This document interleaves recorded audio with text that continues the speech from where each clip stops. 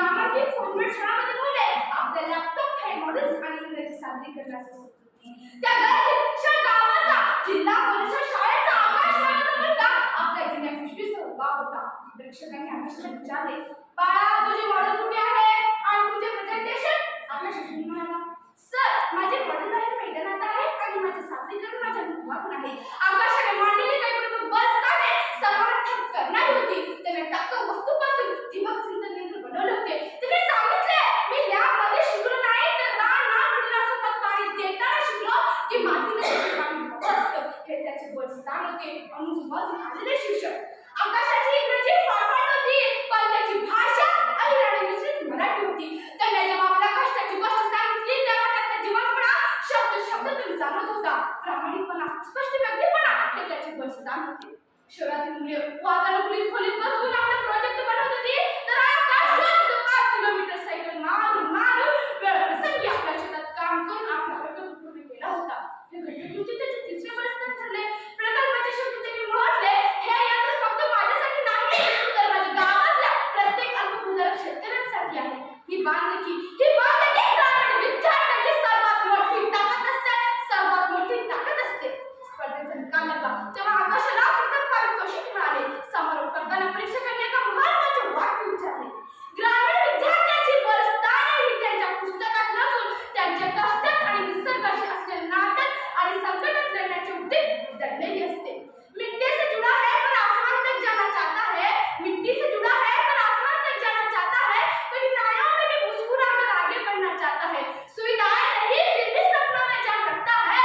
ग्रामीण विद्यार्थी है वो जो भारत की शान रखता है, जो भारत की शान रखता है. मित्रांनो, ग्रामीण विद्यार्थी मेहनती असतो. तो शाळा सुरू होण्यापूर्वी घराची कामे करतो, आई वडिलांची मदत करतो, तरीही शाळेत नेमणे देतो. हेच खरी ताकद आहे, मेहनत आणि सहनशीलता. ग्रामीण विद्यार्थ्यांचे जीवन निसर्गाशी जोडलेले असते. झाडे, शेत, पाणी, प्राणी यामुळे त्यांच्या विलोचन शक्ती आणि वास्तवाचा अनुभव लहानपणापासूनच विकसित होतो. ग्रामीण विद्यार्थ्यांच्या संस्काराची शिकवली असते. तो शिक्षणाचा मान ठेवतो, मोठ्यांचा आदर करतो आणि साधेपणात आनंद मानतो. अनेक यशस्वी व्यक्ती हे ग्रामीण भागातूनच पुढे आलेले आहेत. भारताचे माजी राष्ट्रपती डॉक्टर APJ अब्दुल कलाम, भारताचे पंतप्रधान नरेंद्र मोदी, भारताचे क्रिकेटपटू सचिन तेंडुलकर यांच्या यशामागे सारी पार्श्वभूमी आणि कठोर मेहनत होती. मित्रांनो, आज ग्रामीण भागात पुरेशी सुविधा नाही. ग्रंथालय, प्रयोगशाळा कमी आहे. इंटरनेट व तंत्रज्ञानाची उपलब्धता मर्यादित आहे. ऑनलाईन शिक्षणाच्या काळात ग्रामीण विद्यार्थी मोबाईल, नेटवर्क, पिझ्झा हे मागे पडले.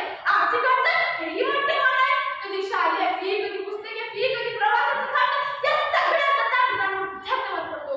काही विद्यार्थ्यांना तर शाळा अर्धवट सोडून कामाला लागावं लागते. हे खूप दुर्दैव आहे. मार्गदर्शनाचा अभाव हेही मोठे आहे. पुढे काय शिकायचे, कोणती परीक्षा द्यायची, करिअर कसे ठरवायचे यावरून मला गोष्ट आठवते. एका छोट्याशा गावात आकाश नावाचा मुलगा राहायचा.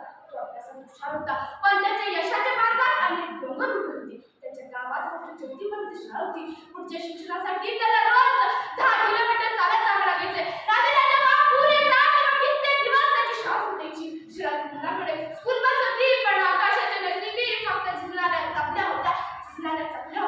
कोरोनाच्या महाभयंकर काळात जेव्हा शिक्षण ऑनलाईन झालं तेव्हा आकाशाची त्याच्याकडे स्मार्टफोन नव्हता आणि गावात मोबाईलची वेळ शोधण्यासाठी त्याला टेक्निकल थोडं पसार करायचे. शहरातील मुलं हायस्पीड इंटरनेटवर शिकत असताना आकाश फक्त नेटवर्क येण्याची वाट पाहायचा.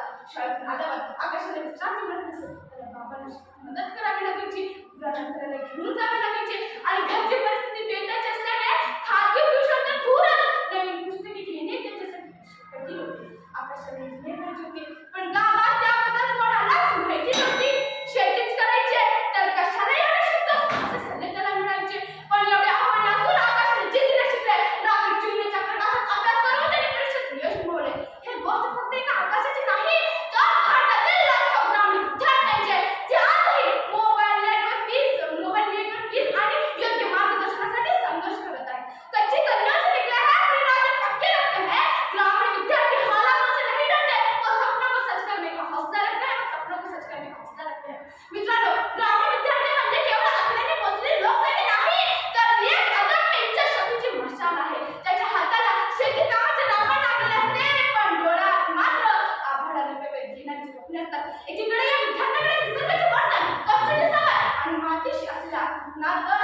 महाबळस्थानी असतात.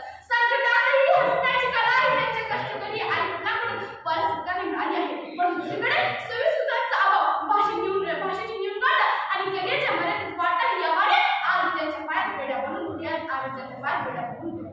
मित्रांनो, जेव्हा एक ग्रामीण विद्यार्थी शहरात येतो ना, तो केवळ पिशवीतून येत नाही, तर आपल्या पाठीवर संपूर्ण गावाची